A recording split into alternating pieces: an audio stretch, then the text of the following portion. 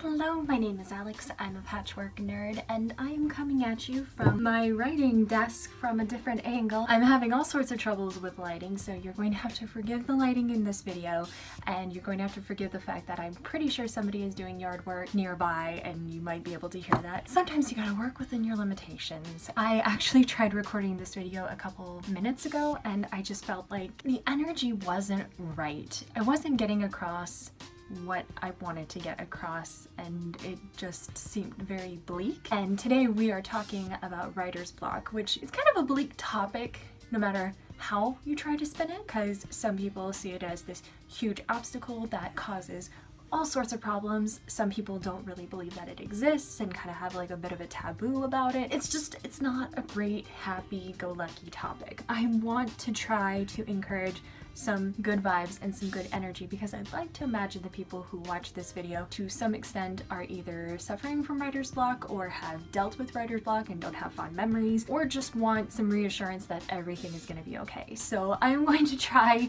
to be your little ray of sunshine about this topic, even though I have had some really rough experiences with writer's block and my story might not be the sunniest in the world, but I'm going to try to let you know that there is hope. Please know that right away before I get into any of this.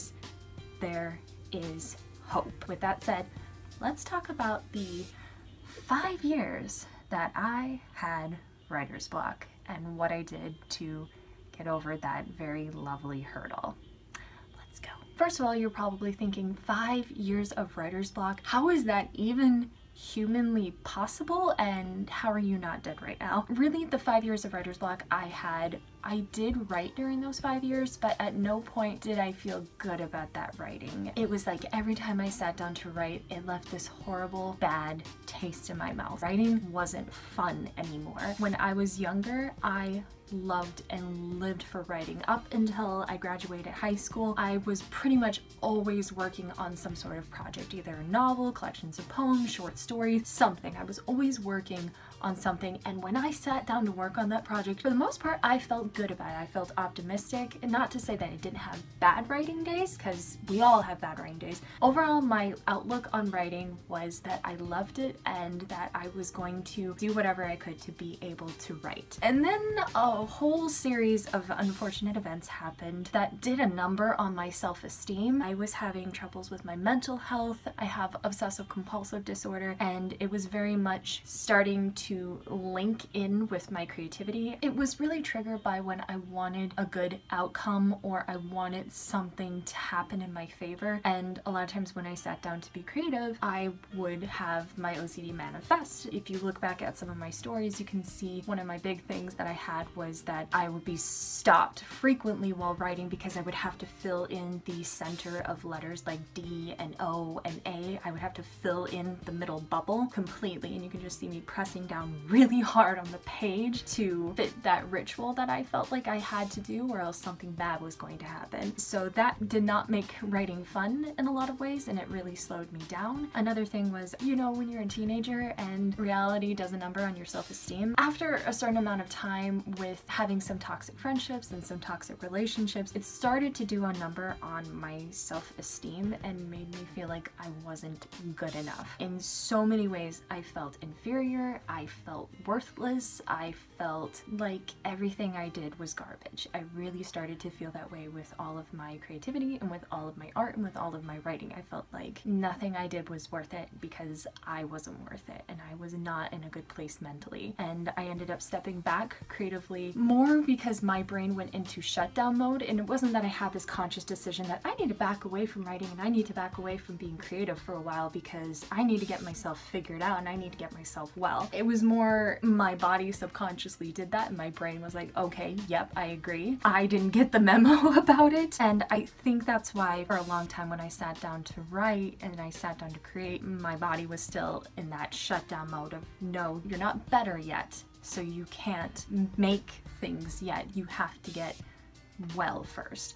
and I wasn't realizing that because I didn't get that memo from the rest of myself. When I sat down to create, I would get super angry and I would get super upset because for the longest time, writing was this joy and this outlet, and I felt good when I sat down to do it, and even when things were complete crap, I still felt happy and content because I was creating and I was writing. But at this point in my life, every time I sat down, I was shut down.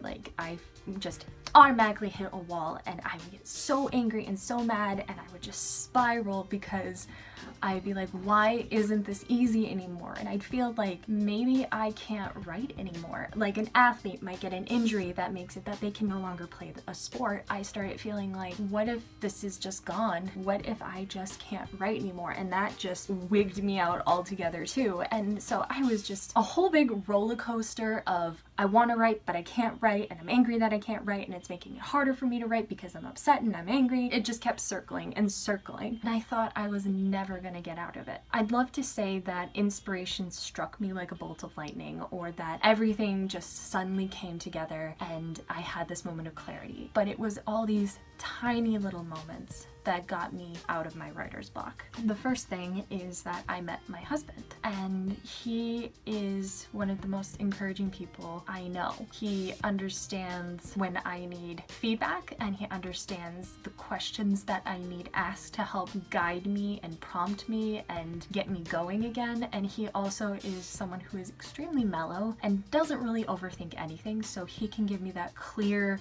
fresh perspective of that, yeah, when you step back, everything is pretty okay, so things are gonna be okay. Then the second thing that happened was I joined a writer's group, and again, this is because of my husband. He had just made a new friend, and this friend had told him about that his wife was doing a writer's group, and he's like, really? Because I know someone who could really benefit from being in a writer's group. He's like, you're going to this writer's group. And I was like, no. I'm really shy. I'm very introverted. The idea of just blindly going to this group to people that I had never met before absolutely terrified me. I'm like, there's no way in hell I'm gonna be able to do this. My husband's like, no, it's okay. You don't even have to worry about driving. They'll give you a ride. It'll be a great time.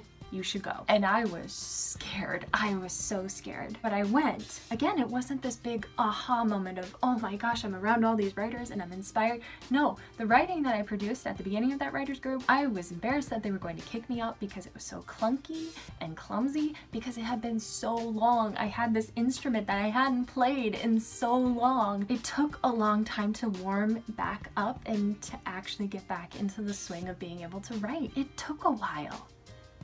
But I kept trying, and they kept encouraging me, and they kept giving me little activities to do and little homework assignments and different prompts, and it kept getting easier. And then the final piece to the puzzle is that I watched a video by Christina Horner about something called NaNoWriMo. And for those of you who don't know, welcome to this channel. You're gonna hear a lot about NaNoWriMo. NaNoWriMo is National Novel Writing Month, where you write 50,000 words in 30 days in the month of November. And I heard about it, I wanna say it was probably like August when I watched the video. I was like, oh my God, I need to do this. This was the lightning bolt. This was the spark. This was the moment where I just knew that I had to participate in this moment. I needed to take that November and do this big, scary thing. And I needed to just get over it, and I needed to just do it. And I did. And the story I wrote was awful. Again, still warming up the instrument. It was not good, but I did it.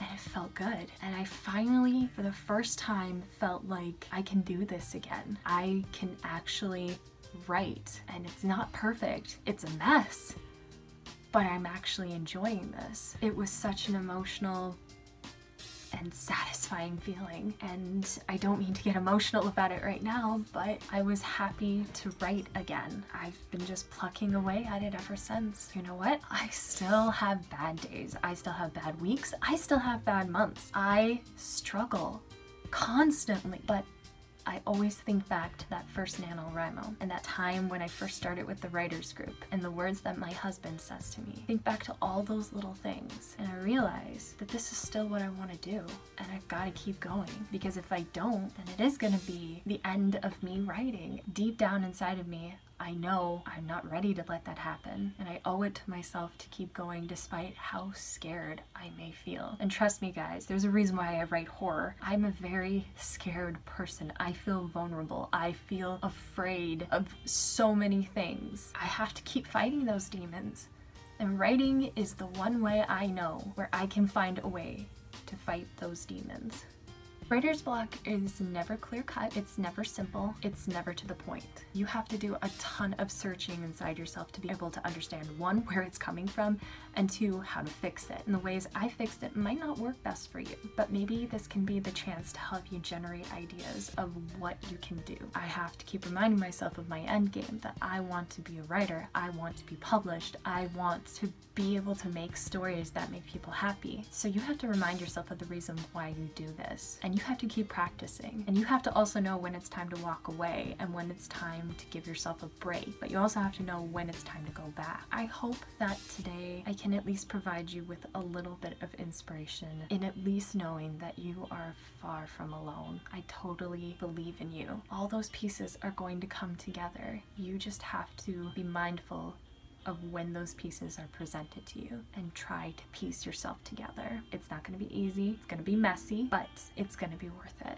Thank you so much, you guys, for joining me on this very rambly adventure. Editing Al is going to hate me for this, but I think this is going to make a very special video, and I hope that I can at least help one person with their writer's block journey, with finding out what they need to do to grow. I want to thank all of you guys for watching my videos. If you're new to my channel, please hit the happy little subscribe button down below. I post new videos on Mondays. I'm usually much more upbeat than this. Join me every Sunday at 10 a.m. Central Standard Time over on Twitter for my chat #WritersPatch, where we meet fellow writers, we discuss various writing topics, and we encourage each other through all of the obstacles, through thick and thin. And finally, I'd like to thank my Patreon supporters. You guys make it so that I can ramble to a camera and try to inspire some writers, and that means so much to me. As always, remember, keep writing, even though it's hard, keep laughing, even though you might want to cry, and most importantly, keep encouraging each other, because you never know who you might be able to inspire. I'll see you guys next time. Toodles!